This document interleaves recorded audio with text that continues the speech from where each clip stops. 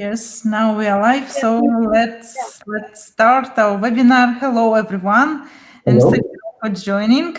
I will present myself and my guests today. So my name is Olena Grinyuk, and I am Regional Director of the for the Central Eastern Europe at the SME Banking Club, and I will be your host today. And today we will talk about request to pay and how it can change the full scope of payment behavior. And I'm glad to be joined today by Katalin Kauzli, Business Development Director at Partner Hub. Hello. And Nigel Rivley, Senior Manager of Payments at FIS. Hello, Nigel and Katalin. Very glad to have you today. Hello, everyone. Before we start, just a very short organizational information from my side. So our webinar is scheduled for 40 minutes. We are recording this webinar, so right after we finish, you will receive a link to the video. And in the end of the webinar, we will have some time for questions. So please type your questions into the chat. So let's go to the topic, request to payment. A very good topic, and it seems like for me, like all types of businesses can benefit from this, both SMEs and corporations and maybe even individuals. So the ones wishing to receive a payment are able to send an electronic request for the payment to the data account. And so my question is, why it is not widely implemented yet? So would you give us more details on that? Nigel and Katalin, I'm passing the word to you. Sure. Thank you, Olena. So I will start, and then afterwards, Katalin will give us her presentation on the specifics of use case in the e-invoicing. But to make a quick start, just a quick slide about FIS.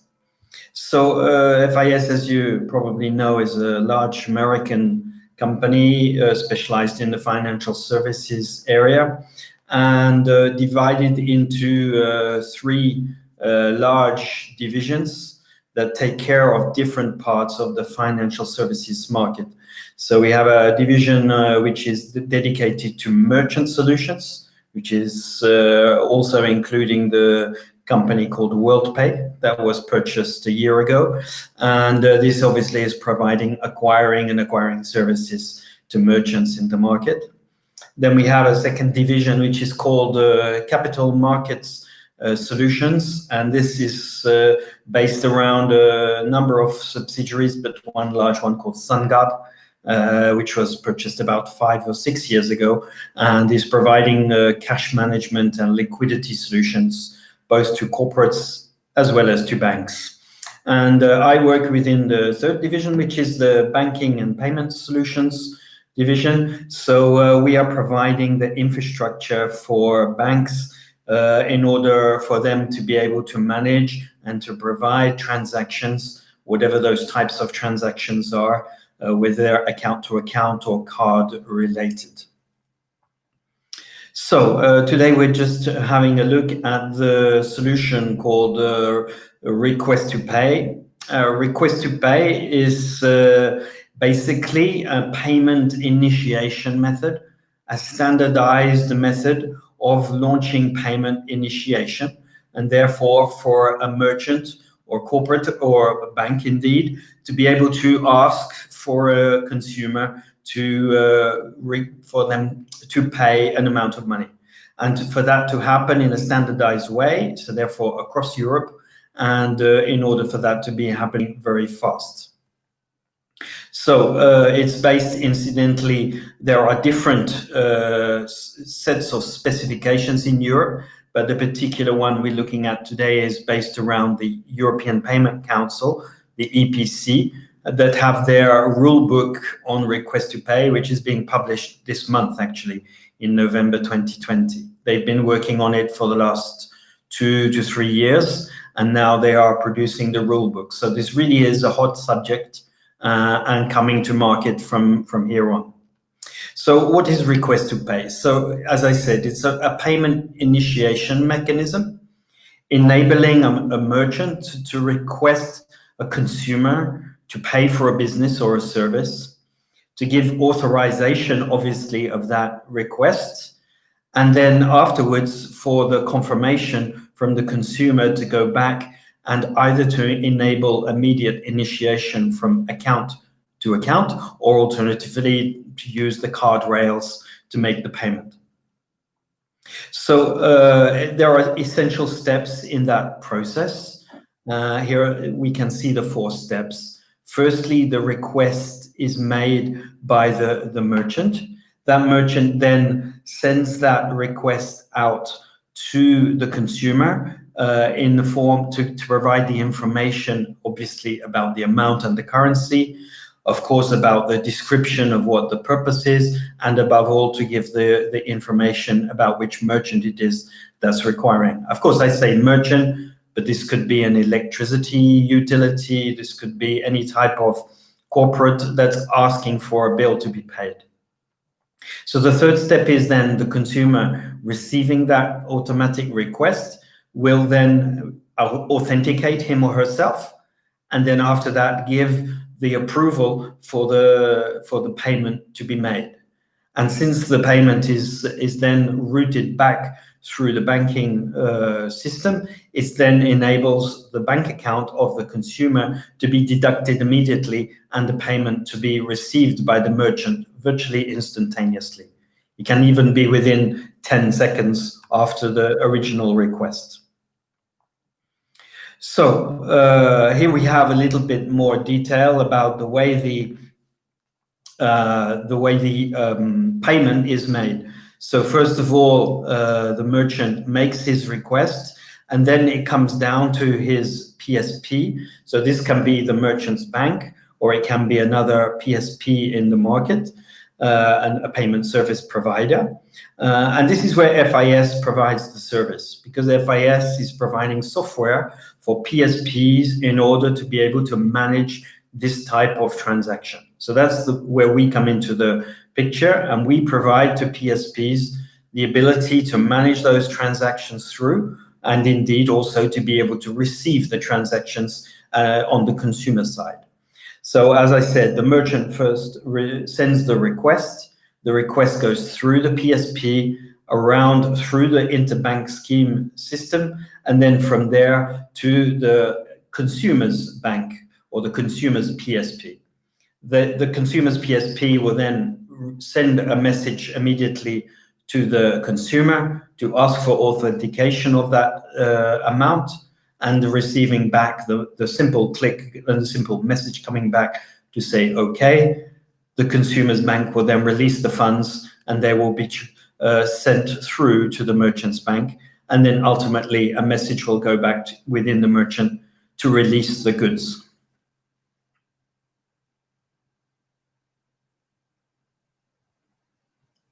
Just waiting for, okay. So that's basically the architecture, and you can see where FIS is then providing that type of solution.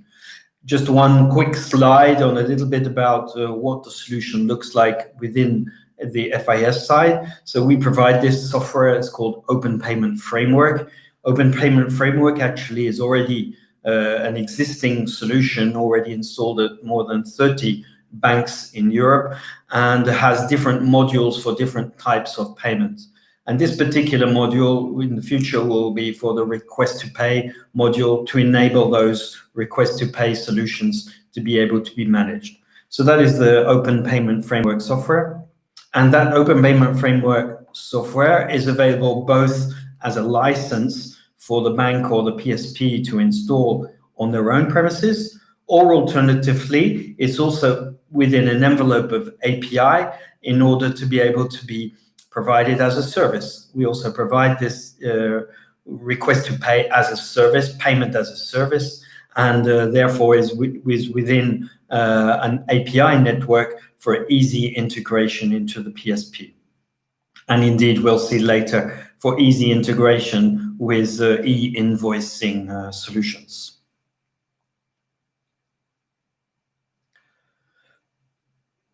So now let's focus a little bit on the use cases that are related to this request to pay, because clearly that's what really is of interest to you, is to know how you can bring value to your customers or the customers of your customers. So there are three areas that we can look at. On the first is obviously in the business to consumer. So for example, we can think of that in a retail situation. The consumer within a supermarket could get to the cash desk. The cash desk could then propose that a request to pay could be a method for payment, and the consumer would then receive directly from his PSP the request to pay authentication maybe on his telephone, maybe on an app. He would give approval immediately, and then within 10 seconds, the cash register would receive the confirmation that the amount has been received within the supermarket's bank. So therefore, the goods could be released, and the consumer could continue. So you can see in the retail situation, there are real benefits for the B2C market having this type of request to pay solution. The second area is in P2P, so peer-to-peer. Here, for example, an individual maybe wants to send funds to another family member. So again, the family member that requires the funds could send a message for request to pay to be sent. The person with the funds would then receive that message, give immediate release, and within 10 seconds, the family member that needs the funds would receive those funds on their account. So I think we can all think of family situations where that could be useful, but of course in many other person-to-person situations. And the third area, and there afterwards I will hand over to Katalin, but it's really in the business-to-business area where obviously there is a great deal of e-commerce and e-invoicing.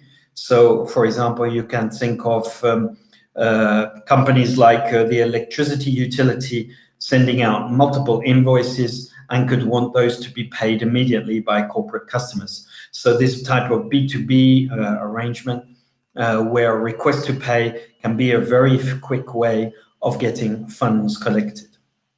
So if we just in resume on the business to consumer, you can see that it's obviously in the point of interface related situations.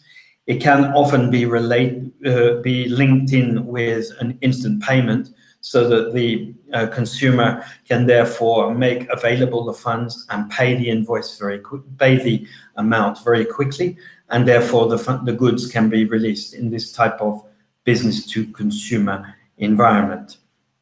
Other areas are, of course, in remote point of sale with e-commerce, places where, for example, if you are selling goods over e-commerce and before you release the goods to be sent, you want to be sure to have the funds. So again, this type of request to pay can be sent with your to the purchaser. The purchaser can then approve that the funds are released, and therefore within a few seconds you could release the goods. And this obviously has big benefits for business to consumer operations, particularly in e-commerce. In terms of the B2B market, of course, there is a big need for simplifying and speeding up e-invoicing. And we will see with Charlie India and Kathleen afterwards a little demo on the e-invoicing. But clearly, that's a very important area for improving the movement of funds. And request to pay related with e-invoicing is certainly seen as a very major area for growth in the future. And for small and medium enterprises that need to improve their cash management, this is a really important way for them to be able to use e-invoicing related with the request to pay and therefore be able to get those funds quicker. So now I'll hand over to Katalin that will tell us more about Charlie India and the e-invoicing. Yes, thank you, Nigel. Just a brief introduction what Charlie India does. Charlie India has a competency everywhere where invoicing and invoice data and payments are connected to each other. So this is our special area of expertise. We provide white label digital invoice management services for banks. And we just worked on the invoice to request to pay product, which is, I think it's a very light and very easy product to start with Charlie India. Nigel has mentioned that e-invoicing could, and the integration of e-invoicing and request to pay could be a good use case. I'm going to dig a little bit deeper into this topic. In order for a banking customer to use request to pay, there would be like an integration to be done, or a different set of APIs to connect to, and also new data structures that should be exchanged with the bank. And this is the area where we thought that we could help banks and banking customers, because with Charlie India, no new developments are needed to connect to the request to pay or to work out the request to pay data structure. We will provide this integration layer for the banking customer, and we can ensure that when the customer issues an invoice, integrating with us, a request to pay instruction is already generated. So what happens that there is an ERP on the customer side. Whenever the ERP generates the invoice, request to pay instruction is generated and is sent to the bank.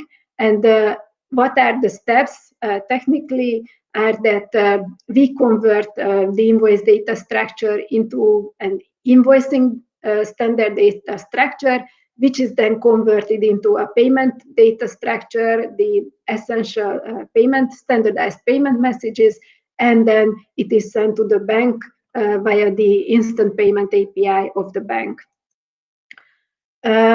This is the process flow, how it happens. Nigel already touched on the what happens between the bank side and on the interbank side. So essentially, again, just to say it again, there is the company ERP. It generates the invoice. When it is connected to Charlie India, then Charlie India will generate the payment request and is sent to the payee bank.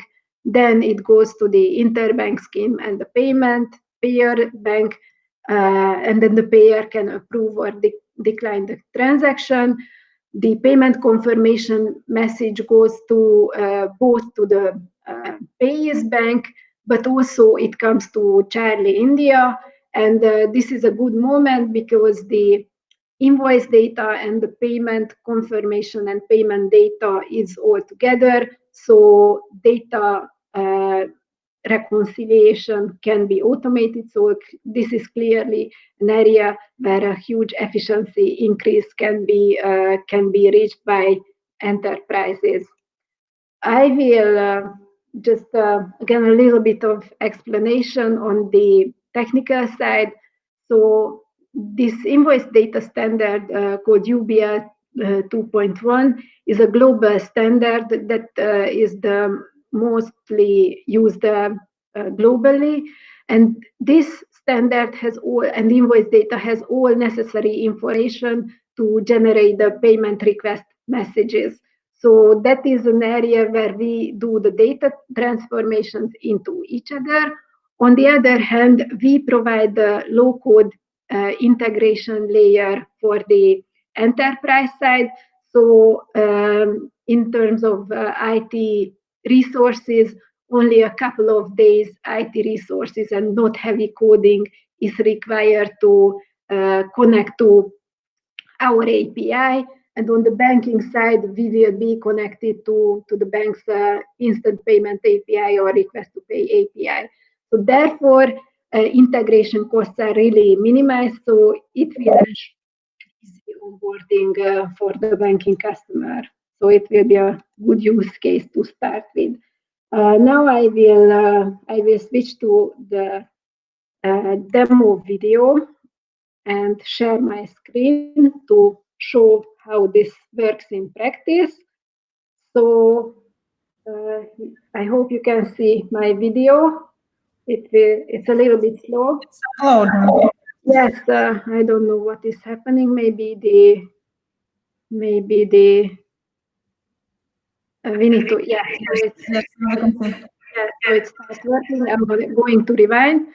So we can see that in our system, we already generated 4 invoices.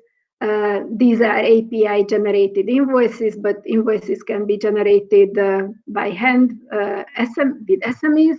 So, and we can see that for those 4 invoices, we also generated 3 payment requests.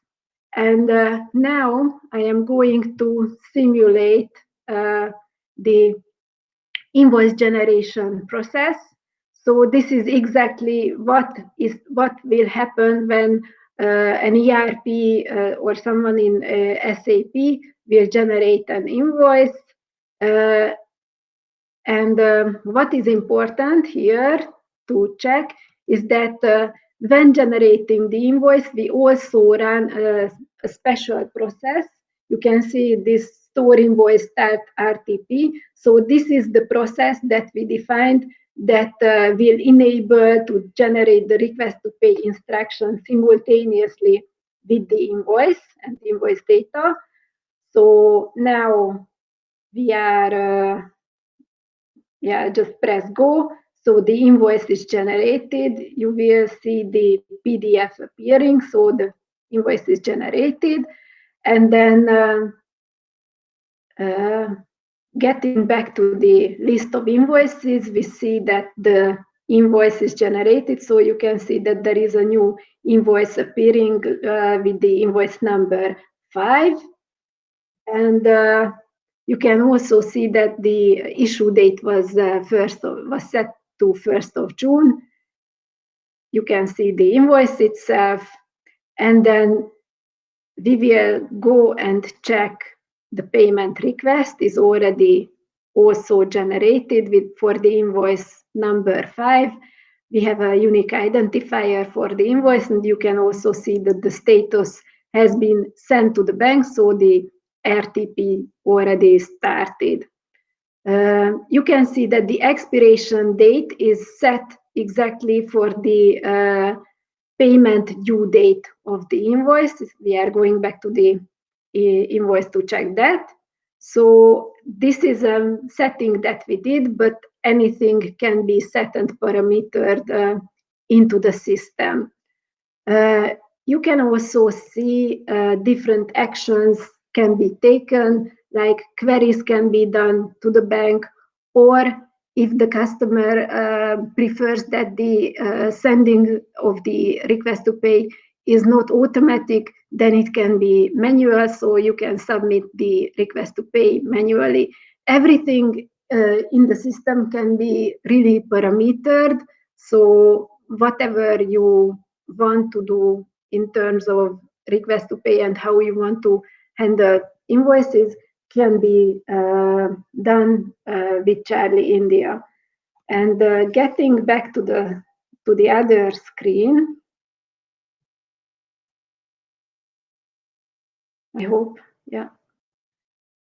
getting back to the other screen, I would like to mention a couple of benefits on the banking and the customer side. I think request to pay is clearly a product which ensures like a win-win situation for everyone. For the customer, it will have access to better quality data.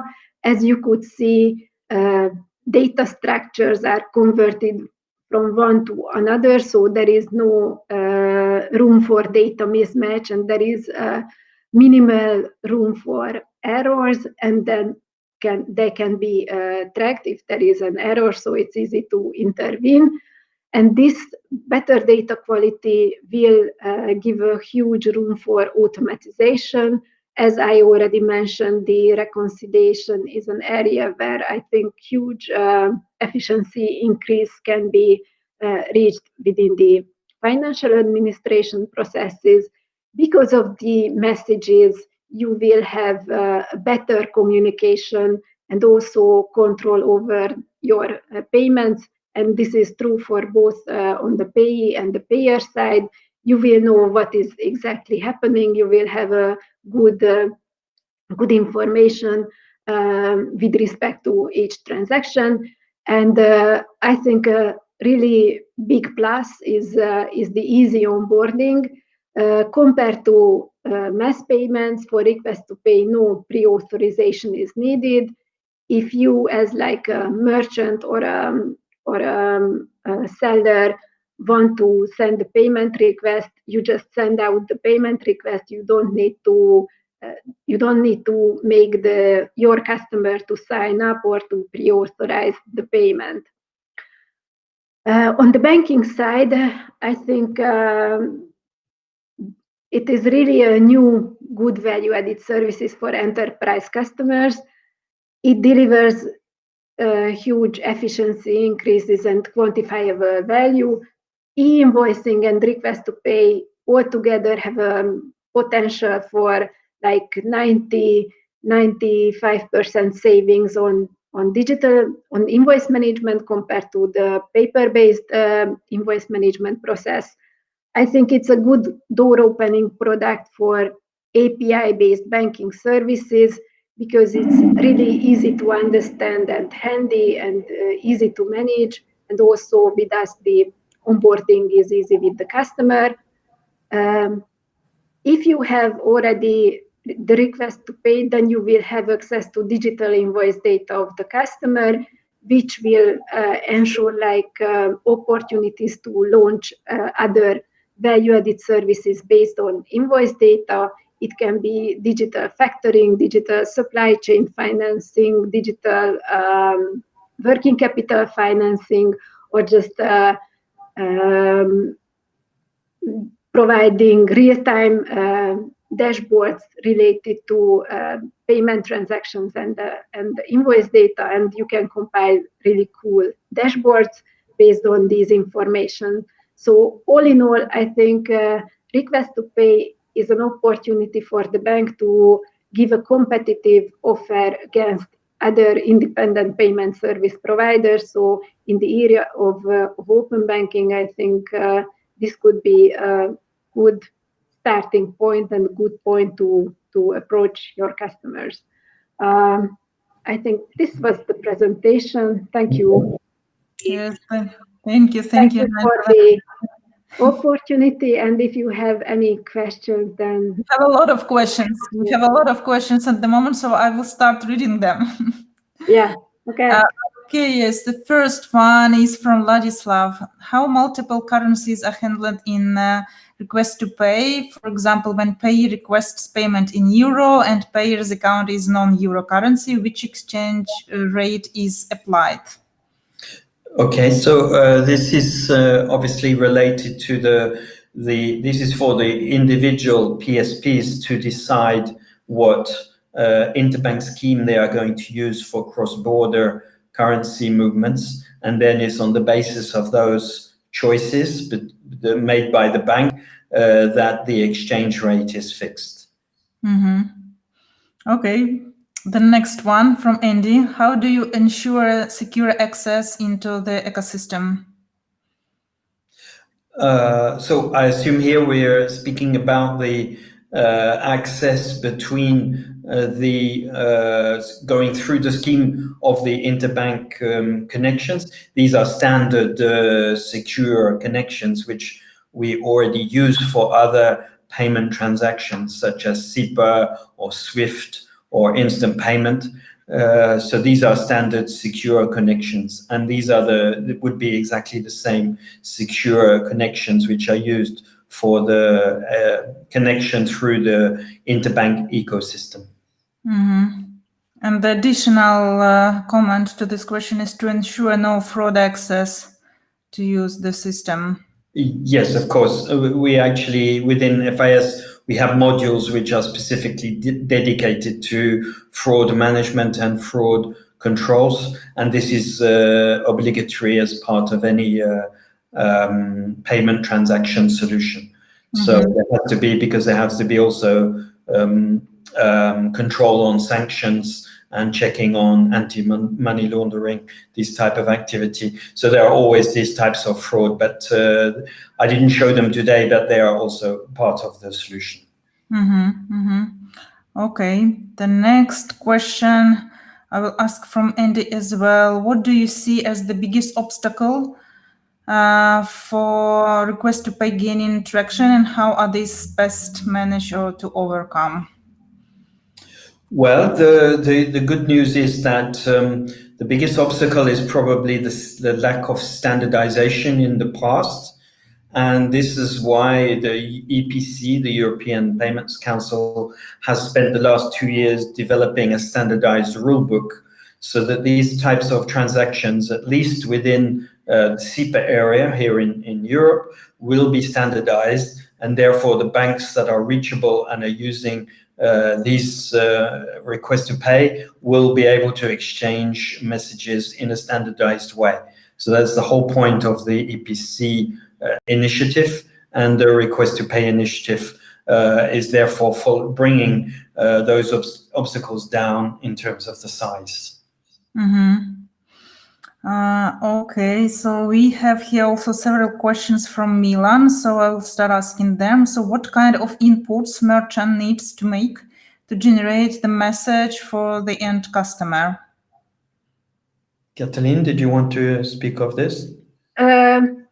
Yeah, I think we just need access to the invoice data. So any kind of, so whatever invoicing system the merchant uses, then we can connect to. So obviously we will pull the data from the invoicing system, what needs to be for the payment. So like the, what are the terms of the payment sum, the deadline, how the payment needs to be done. So if it's like an instant payment, or it is a scheduled payment, or a pay later option, whatever that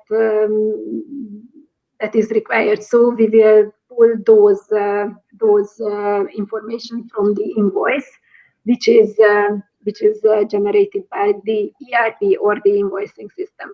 And I think the previous question is also important, and this is for Nigel from Milan. So how complaints of customers are solved, because that's a big issue, and that is something that needs to be. I mean, users need to be convinced, compared to why use request to pay instead of card schemes, where the all these issues are sorted out. Sure. So, well, as you saw on the architecture that I provided, the relationship between the end customer and his PSP remains the responsibility of the PSP. So the normal first line of complaint from a customer would be dealt with by the PSP. And then within FIS, we have a back office support network in order to be able to provide second or third level support to the PSP if there are problems which are technically related to the solution. But the first point of contact with the end customer remains, of course, with the PSP, whether it's on the merchant side or on the consumer side. Okay, so the next question from Milan is, which devices are used for proximity payments? Well, so in the merchant area, there is no change to the way that people would make their payments. The only thing that it would bring is an extra possibility to have a new payment method available. And then on the basis of that initiation, because this is request to pay as a payment initiation service, once that initiation is made, the payment itself could be with the existing devices. So it could be through card rails, it could be through other methods of payment. But the basic request to pay is there to initiate the payment, and then the proximity itself is through the normal devices. And then just to give an addition to Nigel, so like a payment with QR codes, that is, I think, something that will be a dominant way for proximity payment. So you will see a QR code, you just go there with your mobile and scan it, and then the banking application will just, send you the payment request, and you can approve the payment transaction. For example, in Hungary, we have already a couple of live solutions for QR payment, and there is work also on a standard QR payment application that will be available for all the banks. Okay. That's for my knowledge. So I think, and one more comment on the previous question of Milan. So the important part is that the merchant will not need to change any of the systems. It will be just really a light layer of API integration. No new data structures will be needed from for our side, and it will be like in customary format, so any XML format, so we communicate with REST or so APIs, and can handle any kind of structured data. Now we have a new question from Ladislav. Does the partial payments are possible? For example, in the case of insufficient funds, so on the payer side, and partial payments can be partial payments can be part of the solution. It's perfectly possible to have full payment or partial payment, or programmed payment, or even mass payment. So there are the different types of payment will be possible to be combined with request to pay. We also jumped over the question about the business model asked by Milan. I think that's a very relevant question. Here in France, the banks already make customers pay to use instant payments. It can be, for example, €1 for an instant payment, and in the future, for sure, there will be different business models depending on the local practice in different countries. I'm not sure how I think in the UK, for example, virtually all instant payments are free. So it's a different situation in different countries. Okay, then we have a question that there are so many variations of request to pay standards and overseeing bodies across Europe. Is there any interaction, or is it a free for all and or competitive fight for the supremacy?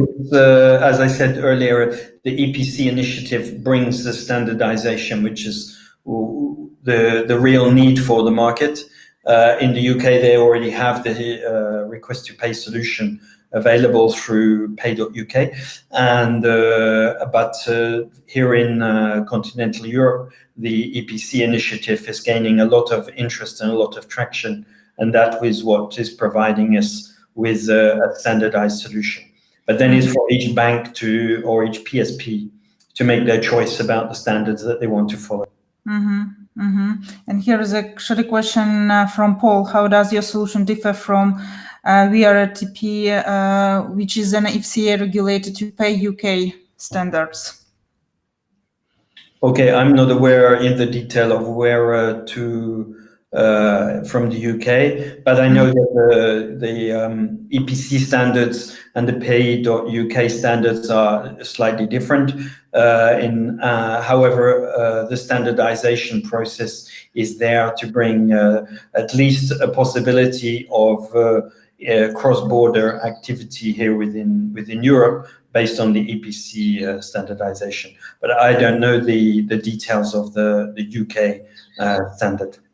Yeah, and one more comment. I think it will be SWIFT also working on the cross-border request to pay. So the interoperability between any kind of schemes will be solved, I think, again, with standardization.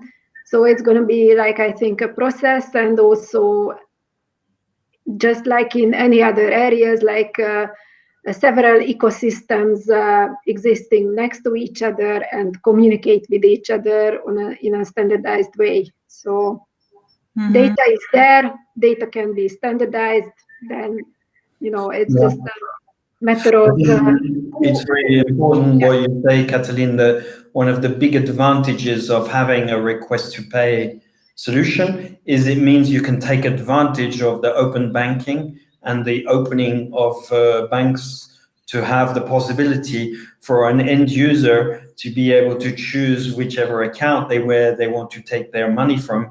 But that request to pay enables the merchant to be able to request the funds, and then the end user will be able to benefit from the open banking in order to be able to bring those funds and pay very quickly.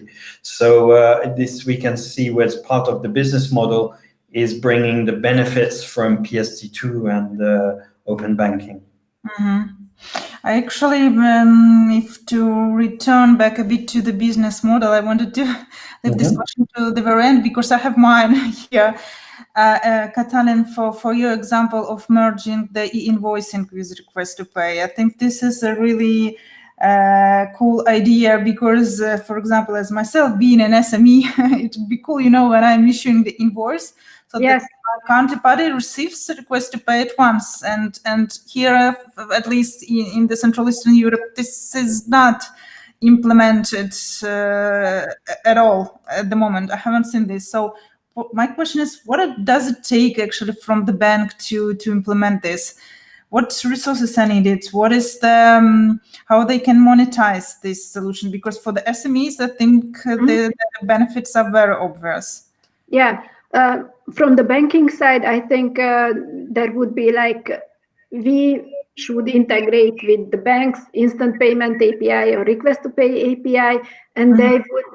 So it's again a decision who would be the service provider. We prefer that the banks are the service providers. We just provide the technology. So it would be like an additional API in their API set together with the API documentation and some assistance how to connect to the system. So it's an easy. I think it's a very minimal efforts are needed on the bank side with the Sure. From the FIS side, in the back office side, if the bank or the PSP just wishes to use the payment as a service option, which is the simplest option, that can be up and running within 3 to 6 months because it's a standardized solution. And then it's just producing an API, which then needs to be integrated by the bank. So the bank then uses that solution and integrates directly as a kind of plug and play solution. And then after that, they can put it and have it up and running very quickly. If it's an on-premise solution, it maybe takes about a year or so to install the license and get it running. And that's really for obviously for much bigger banks. I see. Yeah. Okay. As for our part, the POC that we did, obviously it's a POC and not a live system, so the security part is carved out. Because that's the large part.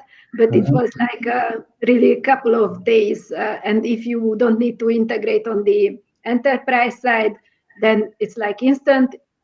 On the enterprise integration effort, I would say not a couple of days, but it also takes longer because there are obviously questions what to do, how to do it. So it's a learning curve also, but it's really a very thin and light implementation project. Okay, and we have the last question from Vladislav. So chargebacks, refunds, and reversals are they possible, and are they in domain of PSP or some other entity? So they are obviously in the domain of the PSP that is working for the merchant. It's standard to have dispute resolution, chargeback, and this type of solutions available in order to be able to deal very quickly with chargebacks. The advantage from having a request to pay, of course, is that you're getting the merchant is getting the funds extremely quickly. So it reduces dramatically the amount of administration and checking, because if you send out a request and you have to check 30 days later if it's been paid, then you've got to keep a track of all that. Whereas if you send out a request to pay, within 10 seconds if the money has arrived. So So this makes it much easier to administer. So it's less room for fraud and less room for chargebacks. Yeah, and it cuts the cost in administration as well as in cash management. Yeah. Okay. So thank you very much, Nigel and Katalin, for your contribution. I don't know if here our attendees are writing additional questions or not, but thank you all attendees also for your active participation and for your questions. Thank you very much. And as I mentioned at the beginning, that we will send you the video of the webinar very soon, I think within an hour after we finish the webinar. So thank you very much. Yes, we have to close the webinar. Thank you very much, and see you next time online. See you again. We are available anyway, so you can reach out for additional questions. Okay, thank you very much. Bye-bye. Bye.